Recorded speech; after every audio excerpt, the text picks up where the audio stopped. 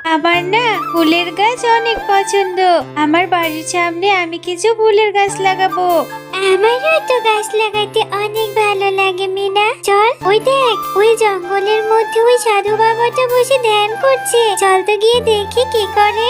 চল চল, আমরাও সাধু বাবার থেকে জাদু শিখবো। ওই দেখ মিনা, সাধু বাবা কিভাবে জাদু করে উপর থেকে চারা গাছ আনলো। চল, আমরাও যদি জাদু শিখতে পারি, আমরাও ইচ্ছা মতো চারা গাছ আনতে পারবো। চল টুম্পা, আমরা সাধু বাবাকে গিয়ে বলি যদি সাধু বাবা আমাদেরকে জাদু শেখায় তাহলে আমরাও এভাবে চারা গাছ গহীন জঙ্গল থেকে তুলে আনতে পারবো। সাধু বাবা, আপনি কি আমাদেরকে জাদু শেখাবেন? আমরা যে জঙ্গলের মধ্যে যেতে পারি না, ভয় লাগে। আমাদের চারা গাছ অনেক পছন্দ। জাদু শিখে আমরা চারা গাছ আনবো। আরে তোমরা অনেক ছোট বাচ্চা, আমার ধ্যান ভঙ্গ করলে কেন? তোমরা কি জাদু শিখতে পারবে? আর তোমরা চারা গাছ দিয়ে কি করবে? আমরা ফুলের ও ফলের গাছের চারা লাগাবো। আমরা যে জঙ্গলের মধ্যে যেতে ভয় পাই, তাই আপনি আমাদের জাদু শিখিয়ে দিন। আমরা গহীন জঙ্গল থেকে জাদুর মাধ্যমে চারা গাছ তুলে আনবো। আচ্ছা ঠিক আছে, তাহলে আমার এই মন্ত্রটি মুখস্থ করে নাও। আর এই নাও, এই দুটো গাছের শিকড় দিয়ে দিচ্ছি। এই গাছের শিকড় দুটো দিয়ে তোমরা মন্ত্র পড়ে জঙ্গল থেকে চারা গাছ আনতে পারবে। সাধু বাবা, আমরা মন্ত্রটি মুখস্থ করে নিয়েছি। এই দেখুন, মিনা মন্ত্রটি পড়।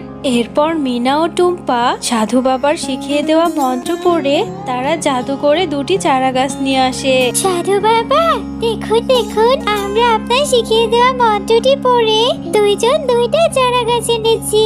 একটা গোলাপ ফুলের চারা আর একটি আম গাছের চারা। এখন থেকে আমরা রোজ রোজ জাদু করে গাছের চারা নিয়ে আসবো। বাহ, তোমরা দুইজনই অনেক ভালো পেরেছো। আচ্ছা ঠিক আছে, তোমরা এই শিকড় দুটি নিয়ে যাও। এখন থেকে এই শিকড় দিয়ে মন্ত্র পড়ে তোমরা চারা গাছ নিয়ে আসতে পারবে, তবে সাবধানে কাজ করবে।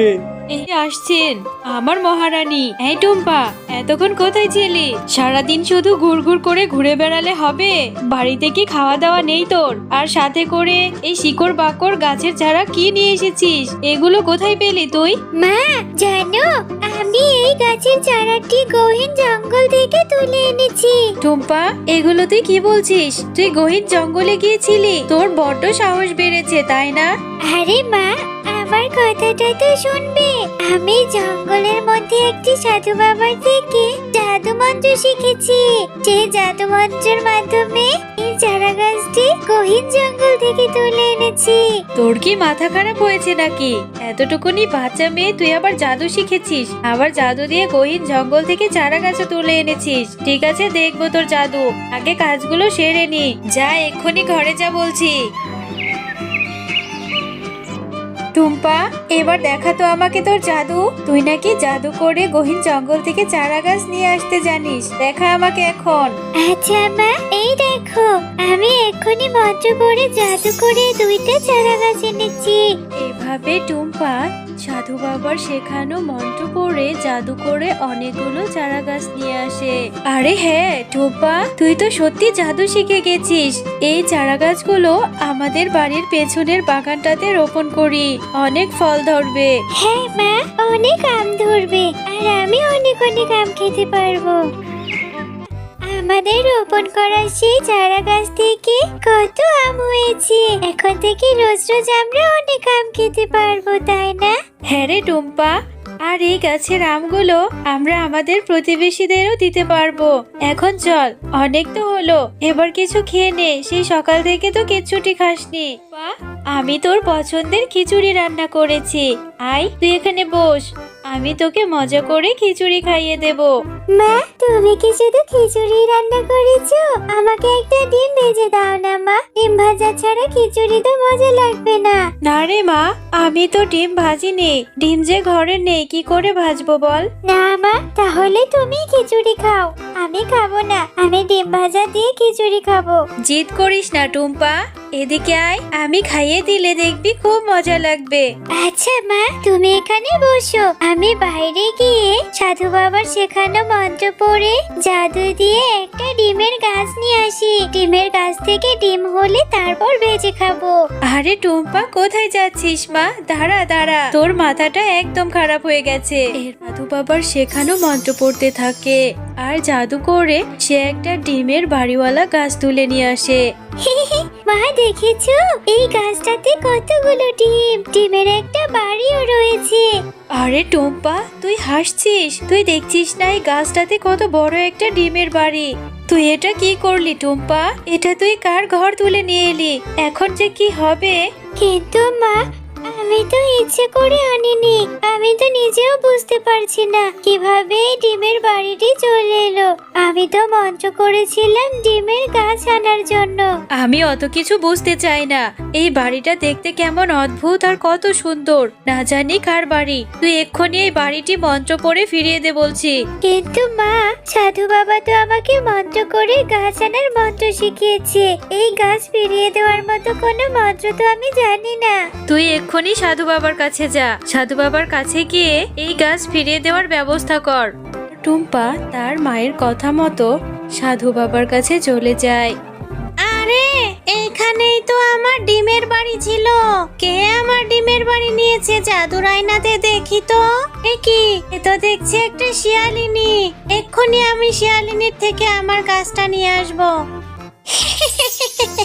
এই শিয়ালিনী, তোর তো সাহস কম না? তুই আমার ডিমের বাড়ি কেন তুলে নিয়ে এসেছিস? এর জন্য তোকে শাস্তি পেতে হবে। হে বাবা, এ তো দেখছি শাকচুন্নি। শাকচুন্নি, এই ডিমের বাড়িটি আমার মেয়ে ভুল করে নিয়ে এসেছে। তুমি তোমার বাড়িটি ফিরিয়ে নিয়ে যাও।